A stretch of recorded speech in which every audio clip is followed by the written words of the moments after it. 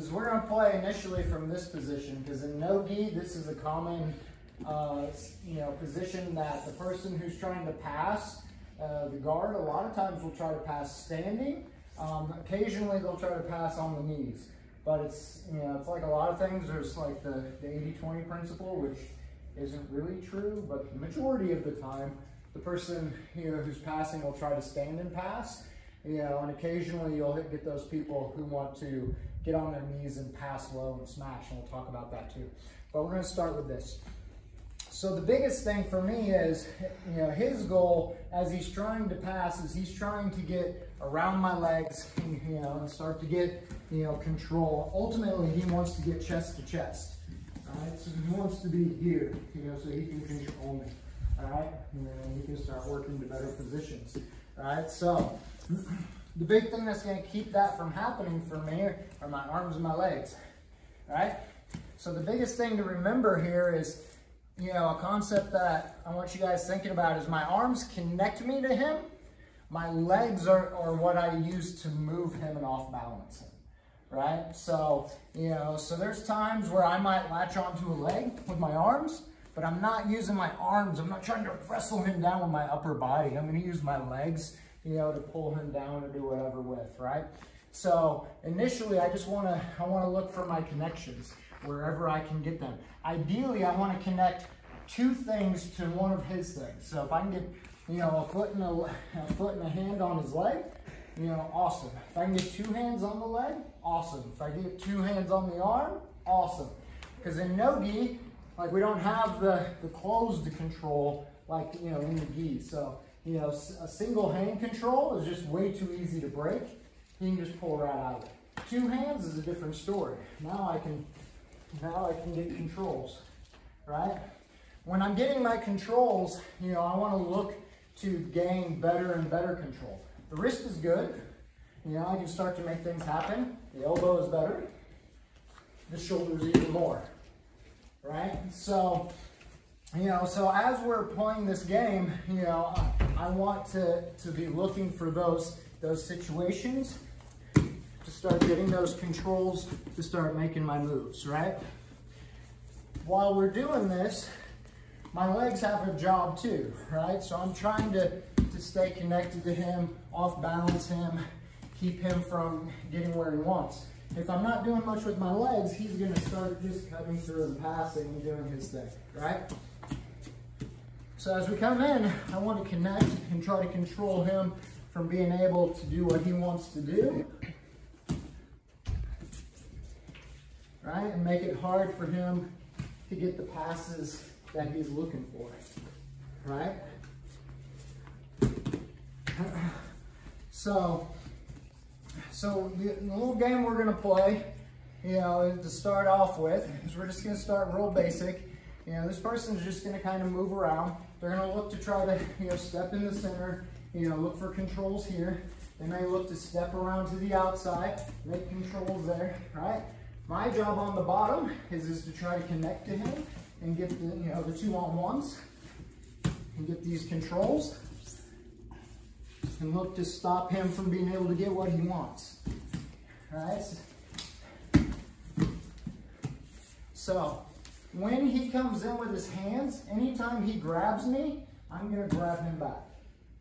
Right? This is going to save you a lot of heartache. If he grabs me and I don't address it, like, he's just going to make his way through. Right? The answer is just to grab him back. I'm not doing anything more than that. And it starts to give me my controls. Right? So, so keep things simple. I'm looking to get these different controls on him to keep him from going where he wants to go. All right? Does that make sense? 3, 2, 1. Now you're good. So first and foremost, when I'm looking to make my connections, we didn't talk about this, but one of the biggest things I try to do is I want to connect to his elbows and to his knees, right? I can get a wrist grip initially, but I really want an elbow grip. I really want a knee grip, right? The knees control the hips, the elbows control the shoulders, right? If I control his knee, I can determine which way his hip moves, right? And this is going to create my ability to off balance. You know, if I control the elbow, I control where his shoulder moves. And now I can get access to his back and get access to his neck and things like that, right? So I want to move as soon as I can off of ankle grips and wrist grips to knee and elbow grips, right? So I want you to thinking about, that a little bit as we go. The other thing is I'm seeing a lot of you, as you start to attach, you take your legs out of the picture, and now it's just all upper body attached. This is okay in certain situations, but I just took the strongest part of my body out of the equation. You probably could. Right. So,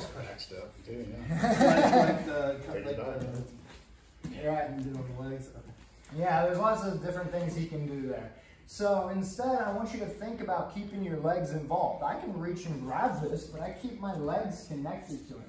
Now look, like, his leg is mine. Like, he can go wherever he wants. So, like, I own this leg. I want that leg back. Right? So, the more things I can attach to the limb, the more control I have, right? So 2 is good, 3 is better, all 4 is the best. The more things I can connect to him, the more control I gain, the easier it is to off balance him, move him around, start working my way to other things, right? So, so think about that, from the bottom as well. Try to not be in such a hurry to get to your knees and take your legs out of the equation, right? So, I want to keep here. The moment I go to my knees, he can simply circle, right? Just like he was doing. Now he's doing bad things to me, right? And if I'm still sitting and he tries to go around the corner, I gotta stay connected to him.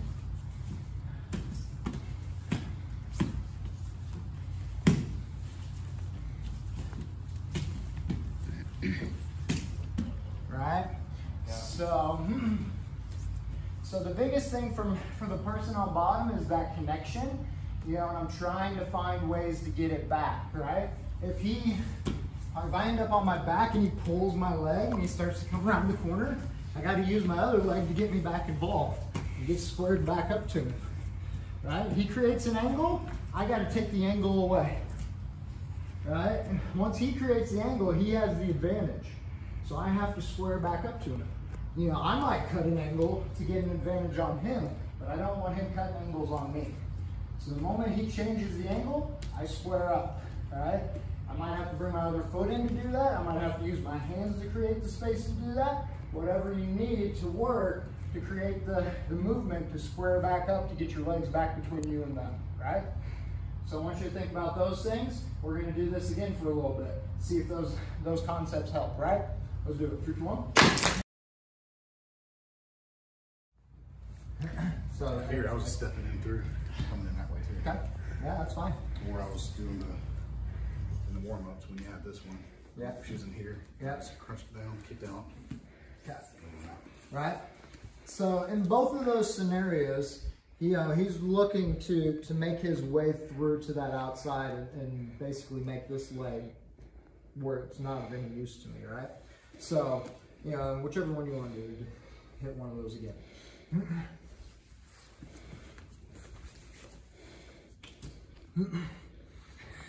Sure.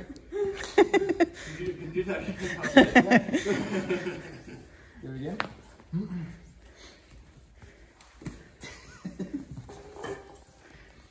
You mean don't just leave your leg there, actually use it? Okay. Well, so simple concept in jiu-jitsu, right?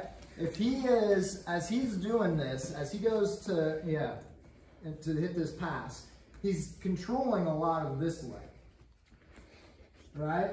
So when he's controlling this leg, like, I have to use what's available to me, which is this leg. He's controlling my knee, but I can pummel to the inside really easy with my foot, right? So this foot is, is not going to do me much good at this point. So I got to use my other leg to get back involved to prevent him from lowering his level, because he wants to come down to get that chest to chest or to get to knee on belly or any of those positions. He's got to lower his level. As long as I keep him standing, there's lots of room for me here. You know, so all I do is connect to him, square back up, right? So do the step through one you were doing. It's the same thing, right? He can leg drag past me. It's the same thing, right? All I'm doing is putting my foot right in the center of his chest so he can't lower his chest, right? Don't put it down here, because that's how you get ankle locked. I want it right here.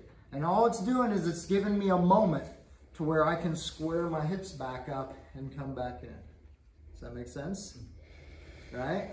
So, you know, it doesn't matter how often he does whatever he's gonna do.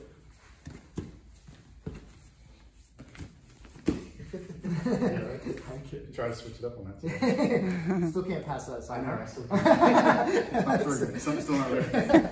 So, you know, so in that situation, right, whichever side he's passing to, I'm going to use my leg that's furthest away from him to get me back in the game, right? So we have a tendency, we start using our arms, you know, but his whole weight is coming down. So unless you just want to get good at bench pressing people, use your legs, right? Like, you know, Chris is a couple pounds heavier than me, 2 or 3. You know, so, so it's one of those things that if he wants to lower his weight, like, I'm just trying to keep him away with my arms, like, that's going to take a lot of energy, right? But 1 foot can stop him in place long enough for me to get back in the game, right? So use that as they're trying to pass, you know, when they pass through to the outside, I'm using that to get me back in. We can do the same thing from a low pass, so like pass on the knees, just go like knee cut, right? Low knee cut, right? I can do the same thing using my outside leg. We get to this shield all the time, and then everybody on the bottom stops here, and they just sit here, and they just wait for the guard to get past, right? Instead, I'm going to do the same thing. Right now, the only problem is he's pinning my bottom leg, so I've got to free it. So I'm going to push into his hip, free my leg, and square back up, right? So every time he knee cut passes and he comes in, I can square back up. It's the same concept. I'm just connecting with my outside leg, create the space to bring my leg back through, and I square back up to him, all right? And I get my guard back. Does that make sense? All right? Cool. So let's pair up again. In fact, grab somebody different just to get a little different feel. And let's play with that and try to put those concepts to use and see if that gives you more success, right? Let's do it. 3, 2, 1.